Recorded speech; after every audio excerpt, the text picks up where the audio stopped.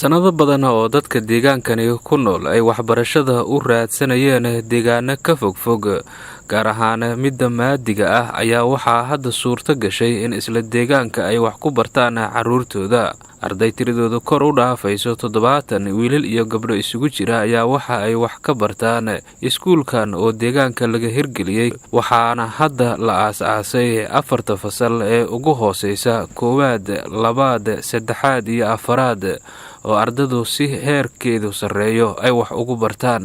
Madaxa waxbarashada deegaanka Macalin Bashiir Macalin Axmed ayaa ka warbixinaya sida hawsha waxbarasho ay u socoto iyo sida ay isula jaan qaadaan diiniga iyo maadiga. Magacayga waxa la yiraahdaa Macalin Bashiir Macalin Axmed. Waxaan ahay deegaanka Faragoy 18 sano ayaan ku dhigayay Quraanka Kariimka. hadda wali waan wadnaa insha Allah waana wadi doonaa inta noolnahay waxbarashada. awal waxaan wadi jirnay Quraanka iyo culumta kale sharciga, haddana waxaan ku soo kordhinay in mataqaana maadiga la baro. ardada hadda ku dhigata iskuulka Faragoy dugsiga ayay ka yimaadaan, waa cadad fiican oo bilow fiican ah marayaan, qaybo meel ay maraysaa. waxaan rabnaa inaan sii laba jibaarno, waxaan rabnaa in ay ilmuhu laba dhinac ka dhismaan xagga diinta islaamka inay noqdaan dad aqoon dheer ku leh. waxaan rabnaa inay maadigina ay noqdaan dad wanaagsan ee heer wanaagsan ka gaara ilaa heer jaamacad ka gaaraan, iskuul soo dhameeyaan, jaamacad galaan, meeshooda ay ku qaataan. in diintana gelin la baro, gelina la baro maadiga, saasaan rabnaa. waana soo kordhinaynaa hadda dhinaca miyiga waxaan ka sameeynay dugsi fara badan. kii Quraanka bartaa waxaan rabnaa inaan soo xarayno, cilmigiina loo aqriyo, diinta islaamka la baro maadaama dad muslima ay yihiin. diinta islaamka in la baro ay si fiican xaraamta xalaasha kala gartaan iyo xaqa iyo baadilka, maadigiina ay samarti ku noqon ay bartaan heer wanaagsan ilaa heer jaamacad ay ka gaaraan. Deegaanka ayaa sidoo kale laga dhisay xarun caafimaad oo loogu talagalay in dadka ay adeegyada caafimaad ka helaan, taas oo hadda dhismaheeda la dhammaystiray balse qalabayntii weli ay u dhiman tahay. waxa ayna dadku uga maarmi doonaan meelaha fog ee caafimaadka ay u aadayeen sida magaalada Dhuusamareeb oo kale. Dalmar Abshir Nuure oo ah madaxa horumarinta deegaanka ayaa nooga warbixiyay sida hawshani ku bilaabatay iyo halka ay hadda marayso. waxa uuna xusay in dhammaan mashaariicda lagu qabtay si isxilqaan ah. waa maasanta Maxamed Cabdi.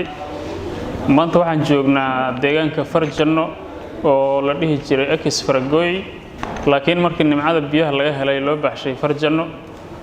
maanta waxaan joognaa gabagabadii mashaariicdii ay wadeen ururka Ayasan ee ka soo jeeda bahda deegaankan ku abtirsata. waxaan rabnaa si guud iyo si gaargaar ah inaan ugu mahad celinno, wax yarno si koobanna aan u sheegno in mashaariicdii ay gabagaba marayso. sidaad arkayseen iskuulkii waa midka aan maanta sawirrada iyo ardadii iyo xaaladahoodii aan duubnay. amsiyaajkii asagiina waa dhammaaday, shaqadiisii gabagabay maraysaa, waa dhammaatay. wadadii iyo biyihii oo ceelkiina waad aragteen, dugsi Quraankii la dayactiray asagana waad aragteen. waxaan rabnaa inaan si guud ugu mahad celinno annagoo deegaanka dadkii joogay oo shaqada ka waday anoo ka mid ah. waxaan rabaa si guud inaan ugu mahad celiyo dadkii deegaankan ka soo jeeday ee dadaalka badan iyo dhaqaalaha badan ku baxshay sidii meeshaan ay wax u noqon lahayd. waad haysiin ayaan leenahay, aad iyo aad u mahadsantihiin. Cabdi Xaashi Maxamed oo ah gudoomiyaha deegaanka ayaa sheegay inay u mahad celinayaan cid waliba oo ka qayb qaadatay hawsha halkani ka socota. waxa uuna xusay in dhammaanba waxbarashadu ay tahay mid bilaash ah oo si lacag la'aan ah dadku ay uga faa'iideystaan. waxaan u mahad celinaynaa dadkii walaalaha ahay oo iskuulkan noo dhisay, ardadu wax ku baranayso, lacag la'aan ay wax ku baranayaan, oo macallimiintii iyo dhismihii kulli dadaal badan ay ku bixiyeen dad walaala oo muxsineen ah. waxaan leenahay walaalayaal waa mahadsantihiin, intaad qabateen iyo in ka sii badanba waad ku mahadsantihiin.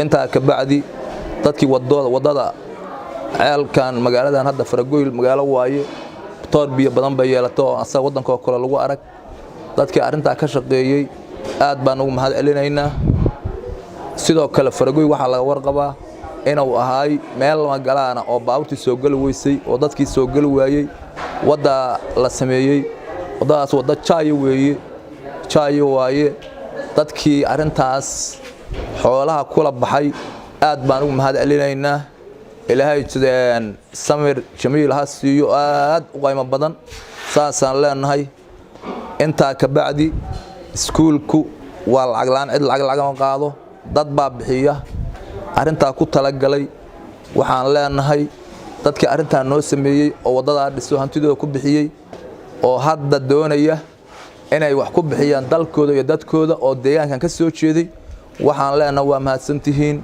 walaalayaal waa mahadsantihiin wixiina Allah barakeeyo aqriyo adduunku in anfac Allah ka dhigo sidaas aan ku soo ducaaneynaa deegaankan waxa la dhihi jiray waagi hore oo odayaashu joogeen maanta ninkii 10 wiil lahay war meeqa ciyaar ku baratay oo waala ku baratay saas la dhihi jiray hadda waa la gudbay waxa la leeyahay meeqa ku baratay jaamacad ku gashay ama iskool ku gashay saas maanta lagu xisaabtanayo idanka Ilaahay oo dadka hadda jooga ku xisaabtanaya waxaan rajaynaynaa jiilka hadda aan joogno jiilka si dambe dadka hadda wax baranaya inay noqdaan oo dalka iyo dadkaba wax ay anfacaan sidaas aan rajaynaynaa Ilaahay idinkiisa wixii hadda ka dambeeya waxa fududaan doonta in si sahlan deegaanka lagu gaaro wadada oo la dhisay awgeed taa beddelkeedana xilliyadii hore saacado dheer ayay gaadiidka ku qaadan jirtay kuwa awooda in ay ku soo gaaraan halkaasi waxa xusid mudan in sanad ka hor biyaha deegaanka laga cabo laga keenayay meel aad uga fog